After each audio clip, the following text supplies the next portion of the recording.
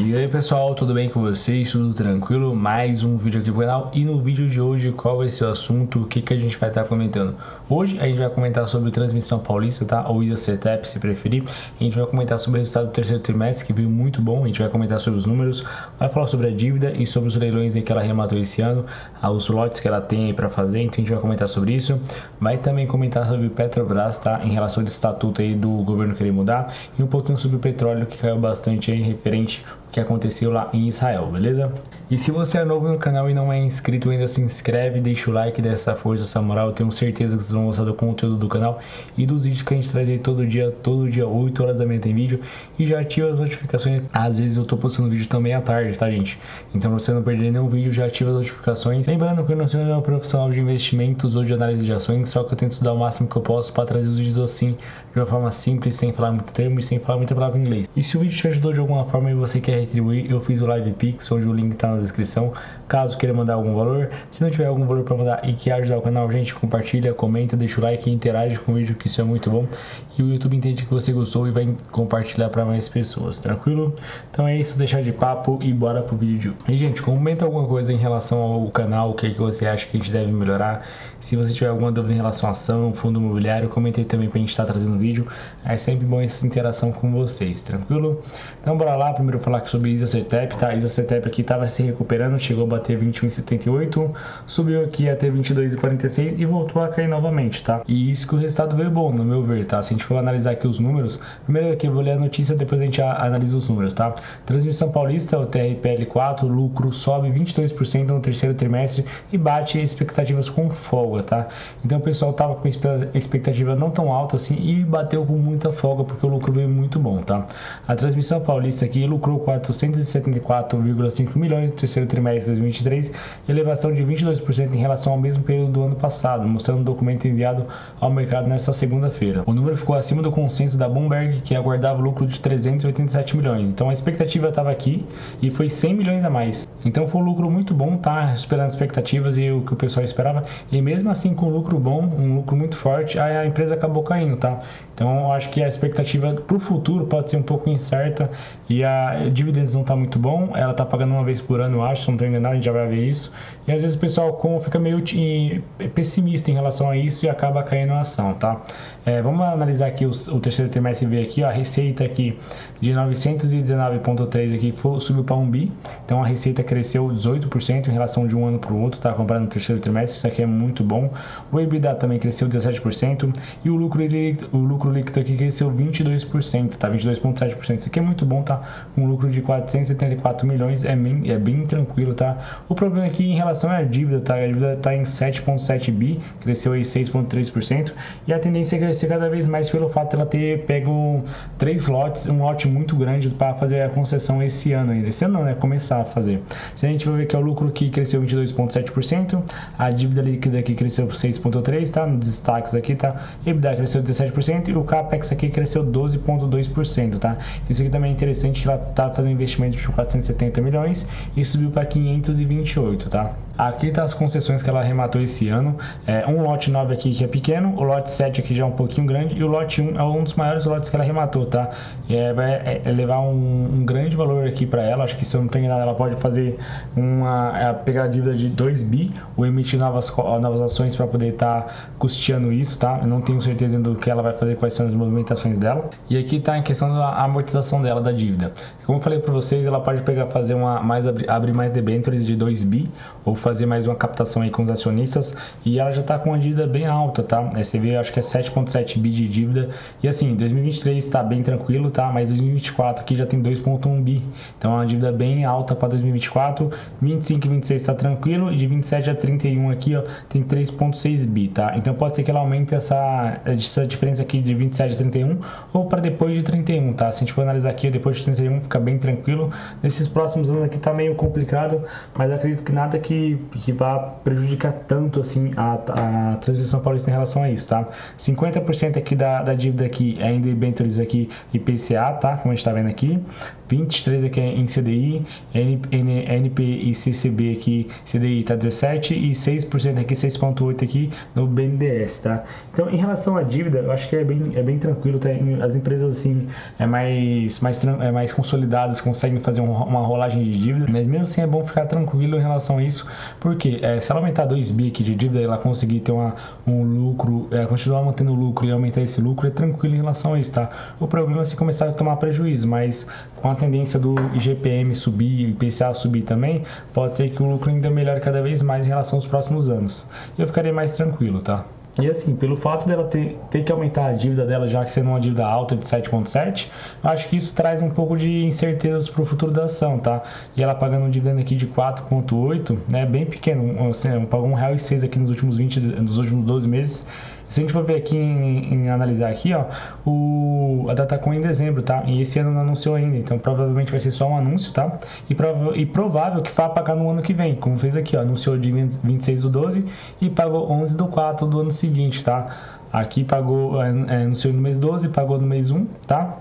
E se a gente olhar o histórico, teve anos que ela pagou muito. Se a gente pegar aqui e analisar o histórico dela, teve anos que ela pagou 18%, 14%, mas a média aqui de todos os anos aqui é de 7%, sendo que teve ano aqui que ela pagou 2, 3, 4% aqui, ó.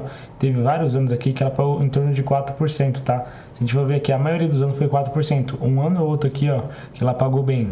Mas é isso, o histórico dela não chega a ser tão alto assim, mas vai ter anos que ela vai suprir. E se a gente for pegar a média, 7% aqui na média é muito bom, desde 2011 para cá, tá? Mas assim, eu ficaria bem surpreso, porque o preço da transmissão paulista não tá ruim, tá um preço bom, tá? Você vê que tá bem perto das mínimas aqui, e pode ser que tenha uma boa rentabilidade. Você vê que no ano que ela caiu 11%, então uma queda muito forte. Só nesse mês aqui, nos últimos 30 dias, foi uma queda de mais de 6%, tá? Então, em relação a isso, pode ser que esteja no preço bom. Não é recomendação de compra nem de venda, mas eu ficaria ligado na transmissão paulista aí por uma oportunidade, e o preço está bem considerável, tá? E agora falar aqui um pouquinho sobre a Petrobras, tá? A Petrobras veio caindo, tá? Caiu bastante pelo fato do pessoal querendo mexer no estatuto da empresa, tá? E querer colocar cargos políticos de volta na empresa, tá? Então o pessoal depois do que aconteceu em 2016, que tudo que aconteceu em questão do petrolão, a empresa custar R$4, tomar um baita prejuízo, uma série de problemas em si que aconteceu, o pessoal mexeu no estatuto para que cargos políticos, pessoas que estejam envolvidas com a política, não possam entrar na empresa, não possa ter cargo de administração ou algum cargo em si na empresa, só depois de 2 anos fora da política que poderia estar envolvendo isso, se eu não estou enganado, tá? Me corrija se eu estiver errado. Mas depois de tudo isso, agora que o Lula voltou, que o pessoal voltou, estão querendo mexer de novo no estatuto para que pessoas da política possam entrar em cargos na empresa, tá? E isso é uma coisa muito ruim, porque a gente remete ao pior. A gente vendo isso, que só me remete de novo, escândalos, corrupção e tudo mais que pode acontecer, porque não tem outras notícias que vão acontecer isso, não tem algo que pode melhorar em relação a isso. Se você imagine só, ter cargo político lá dentro da empresa, você vai pensar o quê? Só corrupção, não tem outra resposta para isso, não tem por que colocar outro argumento nisso, tá? Então isso aqui é uma coisa muito ruim, né? E tanto que ela estava subindo, ela estava aqui custando R$32,62, teve uma alta aqui de quase mais de 18%, tá? Que estava muito bem. E aí depois disso aí, só essa queda aqui, ó, foi depois disso que eles estavam querendo mexer no estatuto. Só nesse período aqui caiu mais de 6%, quase 7%, tá? E aí ela veio se mantendo e caindo um pouquinho mais aqui, chegando a R$35, 35,7, tá? Então, além de mexer nos dividendos, que eu acho que os dividendos poderia ser normal mexer, porque estavam distribuindo muito. Eu acho interessante a empresa reinvestir e tentar melhorar alguns pontos.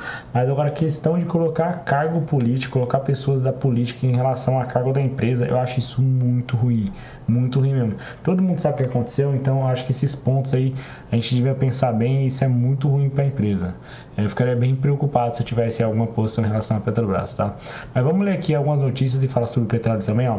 Petróleo despenca com aposta em guerra confinada e ansiedade ante decisões monetárias, tá?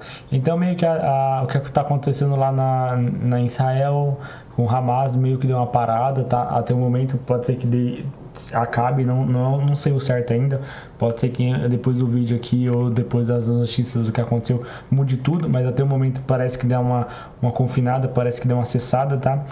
Os contratos futuros de petróleo terminaram a sessão desta segunda-feira, dia 30, com fortes perdas, ecoando o temor de desaceleração econômica nas principais economias do mundo. Então, meio que dando uma desacelerada, tá? Então, às vezes, isso puxa o petróleo para baixo. Meio que também eu não entendo muito, porque ainda a Rússia está cortando a produção. A Arábia Saudita, até o momento, eu não vi nenhuma notícia falando que ela aumentou a produção, que ela vinha cortando mais de 1 milhão de barris por dia. Então, não vi nenhuma notícia que poderia confirmar essa queda do petróleo, tá? Se a gente for ver aqui, ó, o petróleo voltou a cair e voltou a cair bem. Se a gente for analisar aqui, ó, ele estava aqui na área aqui dos 80, depois do que aconteceu em Israel aqui subiu bastante e aí voltou a cair perto da área aqui onde estava antes do confronto em si. E já tinha caído muito, você vê que estava perto do 100 e voltou a cair bastante. Então, não sei muito bem o que está puxando ele para baixo aqui nesses pontos. Se a gente for ver aqui, ó, o petróleo bruto aqui caiu para 82 e o Brent aqui está em 86, tá? Mas também você vê que agora está subindo, mas você vê que caiu no decorrer do dia aqui, tá? E caiu bem. Não vai dar para ver o certo o quanto caiu, mas você vê que ele vem caindo, tá? E pode ser que caia mais. Só que mesmo assim não entendo muito isso, pelo fato do que a produção do petróleo do mundo em si a produção não tá aumentando, a não ser que pela Venezuela, mas eu não vi nenhum artigo, nada falando em relação à produção lá nos outros países que tem aumentado, tá? Mas a gente vai ficar analisando isso e qualquer detalhe em relação ao petróleo a gente vai comentar com vocês novamente, qualquer notícia que sair a gente acaba comentando, tá? Mas esse ponto aqui na guerra dando uma parada, isso aqui é muito bom, tá? Isso aqui vai melhorar muito. Não aumentando mais o confronto não se estendendo muito, isso aqui é muito bom pra gente, tá? O único receio aqui da Petrobras em si, é o que eu falei, a questão deles mudarem do estatuto para poder colocar pessoas da política em relação a cargos lá na empresa, tá? Isso aí dá um grande receio e o passado nos mostra que não deu certo e a tendência é não dar certo de novo, tá? Mas em relação a isso eu ficaria bem receoso, até por isso que eu não tenho posição na Petrobras, por mais que seja um baita de uma empresa, um preço muito bom, um yield pagando muito bem, mas mesmo assim dá muito medo pelo fato disso. Qualquer movimentação aí, mudança de estatuto, dá um baita de um receio e o pior, a gente fica pensando no pior, tá bom? Mas em relação a isso, eu espero que vocês tenham gostado do vídeo, deixa o like, se inscreve no canal, tamo junto gente, valeu e até a próxima. Fui!